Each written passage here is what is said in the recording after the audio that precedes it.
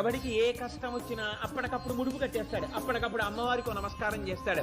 అమ్మా అనుగ్రహించమ్మా, నా పసుపు కుంకాలు నిలబెట్టమ్మా, నా బిడ్డల్ని కాపాడమ్మా, అమ్మా నన్ను రక్షించమ్మా అంటాడు. ఎవడు ఎక్కడ ఎప్పుడు ఎలా ప్రార్థన చేస్తాడో ఎవడికి ఎరుక. రాత్రి అయ్యేటప్పటికీ నేను పడుకుంటానయ్యా, మీ మొరలు వినలేను అని చెప్పి అమ్మవారు ఎప్పుడైనా అందా? ఆ తల్లి అసలు కనురెప్ప పడడం అన్నదే లేదు. ఎందుకని?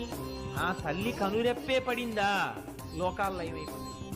కాబట్టి ఆవిడ ఎప్పుడు ఎవరైనా అమ్మా నీ పాదాలు పట్టుకున్నానమ్మా అంటాడేమో నిజాయితీగానని రాత్రింబవళ్ళు తల్లి అలా చూస్తూనే ఉంటుంది.